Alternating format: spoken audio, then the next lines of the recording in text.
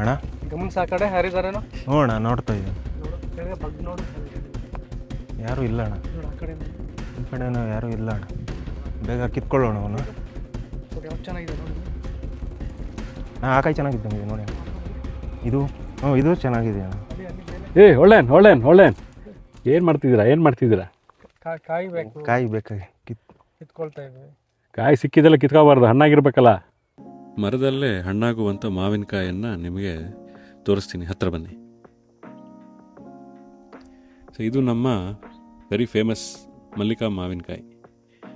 ಈ ಮಲ್ಲಿಕಾ ಮಾವಿನಕಾಯಿಗೆ ಈ ಸಣ್ಣ ತೋಟ ಏನು ಕಾಣಿಸ್ತಿದೆಯಲ್ಲ, ಇದರಿಂದ ನಮ್ಮ ಮರದಿಂದ ಇಲ್ಲಿಗೆ ಪೌಷ್ಟಿಕಾಂಶ ಅನ್ನೋದು ಬರೋದು ನಡೀತಾ ಇರುತ್ತೆ. ಸೊ ಇದು ಸಾಮಾನ್ಯವಾಗಿ ಪೌಷ್ಟಿಕಾಂಶ ಫ್ಲೋಲ್ಲಿದ್ದಾಗ ಈ ತೋಟ ಅನ್ನೋದು ಹಸಿ ಹಸಿ ಇರುತ್ತೆ.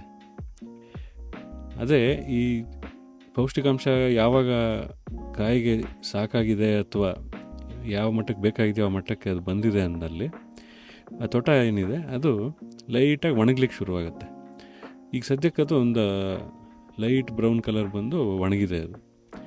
ಇದು ಕಾಯಿಯಲ್ಲಿ ಪೌಷ್ಟಿಕಾಂಶ ಎಲ್ಲ ಬಂದು ಎಲ್ಲ ಅದಕ್ಕೆ ಬೇಕಾಗಿರುವಂಥ ಫ್ಲೇವರ್ಸ್ ಎಲ್ಲ ಫುಲ್ಲಾಗಿದೆ ಅಂದ ಪಕ್ಷದಲ್ಲಿ ಆ ತೋಟ ನಮಗೆ ಬ್ರೌನಿಂಗ್ ಸ್ಟಾರ್ಟ್ ಆಗುತ್ತೆ, ಡ್ರೈಯಿಂಗ್ ಸ್ಟಾರ್ಟ್ ಆಗಿ ಫೈನಲಾಗಿ ಯಾವತ್ತೋ ಒಂದು ದಿವಸ ಸುಮ್ಮನೆ ಕೈಯಲ್ಲಿ ಹಿಡ್ಕೊಂಡ್ರೆ ಸಾಕು ಪಟ್ ಅಂತ ಮುರಿದೋಗುತ್ತೆ. ಆ ರೀತಿ ಆಗಿರುತ್ತೆ. ಈಗ ಎರಡನೇ ಚೆಕ್ ಪಾಯಿಂಟ್ ನೋಡೋಣ ಹೇಗೆ ಅಂದ್ಬಿಟ್ಟು ಅಂತ. ಈ ತೋಟ ಏನಿದೆ ಅಲ್ಲ, ಇದ್ರ ಪಕ್ಕದಲ್ಲಿ ನಮಗೆ ರೌಂಡ್ ಕಾಣಿಸ್ತಿದೆ ಅಲ್ಲ, ಈ ಏರಿಯಲ್ಲಿ ಒಂದು ಸ್ವಲ್ಪ ಹಳ್ಳ ಇರುತ್ತೆ. ಅದು ಚೆನ್ನಾಗಿ ಬಲ್ತಿದೆ ಅಂದರೆ ಕಾಯಿ ಎಲ್ಲ ಕಡೆಯಿಂದ ಸಾರಾಂಶ ಬೆಳೆದಾಗ ಲೈಟಾಗಿ ಹಳ್ಳ ಥರ ಬರುತ್ತೆ. ಇದನ್ನು ಸಾಮಾನ್ಯವಾಗಿ ನೀವು ಆ್ಯಪಲ್ಲು ಮತ್ತು ಟೊಮೊಟೊಗಳಲ್ಲಿ ಅನುಭವಿಸಿರ್ತೀರ ಅಥವಾ ನೋಡಿರ್ತೀರ. ಸೊ ಆ ಹಳ್ಳ ಅನ್ನೋದು ಏನಾಗಿರುತ್ತೆ ಅಂದರೆ ಈ ಕೆಲವು ಬೇರೆ ವೆರೈಟಿಲಿ ಚೆನ್ನಾಗಿ ಕಾಣಿಸುತ್ತೆ, ಬಾದಾಮಿ ಮತ್ತು ರಸ್ಪುರಿ. ಈ ಮಲ್ಲಿಕಾಯಲ್ಲಿ ಒಂದು ಸ್ವಲ್ಪ ಕಾಣಿಸೋದು ಕಮ್ಮಿ, ಬಟ್ ಆದರೆ ಅದೊಂದು ಗುರುತಿಸೋದಕ್ಕೆ ಅದೊಂದು ವಿಧಾನ. ಅಲ್ಲಿ ನಮಗೆ ಹಳ್ಳ ಆಗಿದೆ ಅಂದರೆ ಅದು ಸ್ವಲ್ಪ ಬಲ್ತಿದೆ ಕಾಯಿ ಅಂತ ಅರ್ಥ. ಈ ಮೂರನೇ ಅಂಶ ಇನ್ನೊಂದು ಪಾಯಿಂಟ್ ತೋರಿಸ್ತೀನಿ ಬನ್ನಿ. ಸೊ ಈಗ ನೀವು ಕಾಯಿ ನೋಡ್ತಾ ಇದ್ದರೆ ಸೈಡಿಂದ ಮಧ್ಯಭಾಗದಲ್ಲಿ ಚೆನ್ನಾಗಿ ದಪ್ಪ ಬಂದಿದೆ. ಸೊ ಅದು ಒಂಥರ ಪ್ರಪೋರ್ಷನೇಟಾಗಿ ಮೇಲಿಂದ ಕೆಳಗೆ ಪ್ರಪೋರ್ಷನೇಟ್ ಇರಬೇಕು.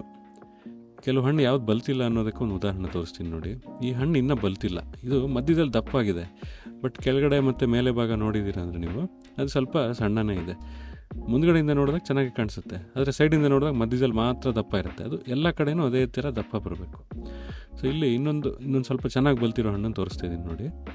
ಈ ತೋಟನೂ ಸಹ ಇದರಲ್ಲಿ ಚೆನ್ನಾಗಿ ಒಣಗಿದೆ. ಸೊ ಚೆನ್ನಾಗಿ ಬ್ರೌನಿಂಗ್ ಆಗಿದೆ. ಅದು ಇನ್ನೊಂದು ಸ್ವಲ್ಪ ದಿವಸದಲ್ಲಿ ಹಿಂಗೆ ಮುಟ್ಕೊಳ್ಳೋಷ್ಟಲ್ಲೇ ಗಿಡದಿಂದ ಪಟ್ಟಂತ ಬರೆದೋಗುತ್ತೆ. ಇನ್ನೂ ಹತ್ತಿರ ಬಂದರೆ ನೋಡಿ, ಇದೊಂಥರ ಫೈನಲ್ ಅಪಿಯರೆನ್ಸ್ ನಮಗೆ. ಈ ಸಣ್ಣದಾಗಿ ಏನು ನಿಮಗೆ ಹಸಿರು ಕಲರ್ ಮೇಲೆ ಅರಿಶಿನ ಕಲರ್ ಚುಕ್ಕೆ ಕಾಣಿಸ್ತಿದ್ದಾವಲ್ಲ, ಇದೆಲ್ಲನೂ ನಮಗೆ ಒಂಥರ ಸೈನ್ಸ್ ಇಂಡಿಕೇಷನ್ಗಳು ಹಣ್ಣಾಗ್ತಿದೆ ಅಂದ್ಬಿಟ್ಟು ಅಂತ.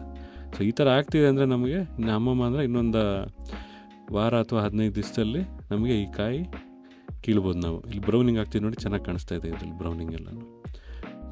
ಮರದಲ್ಲೇ ಹಣ್ಣಾಗೋ ಮಾವಿನಕಾಯಿನ ಗುರುತಿಸೋದು ಹೇಳ್ಕೊಟ್ಟಿದ್ದು ನಾನು ಅರ್ಥ ಆಗಿದೆ ಅಂತ ಅನ್ಕೋತೀನಿ.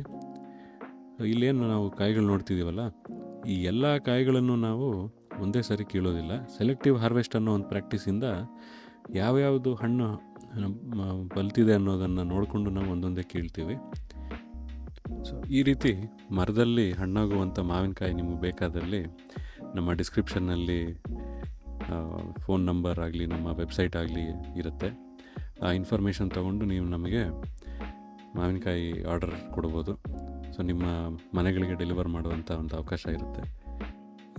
ಈ ವಿಡಿಯೋಲ್ಲಿ ಕೊಟ್ಟಿರೋ ಇನ್ಫಾರ್ಮೇಷನ್ ನಿಮಗೆ ಇಷ್ಟ ಆಗಿದ್ದರೆ ದಯವಿಟ್ಟು ನಮ್ಮ ವಿಡಿಯೋಗೆ ಲೈಕ್ ಮಾಡಿ ಹಾಗೂ ಸಬ್ಸ್ಕ್ರೈಬ್ ಆಗಿ, ಮತ್ತು ನಿಮ್ಮ ಗೆಳೆಯರ ಬಳಗದಲ್ಲಿ ನಮ್ಮ ವಿಡಿಯೋವನ್ನು ದಯವಿಟ್ಟು ಶೇರ್ ಮಾಡಿ. ಧನ್ಯವಾದ.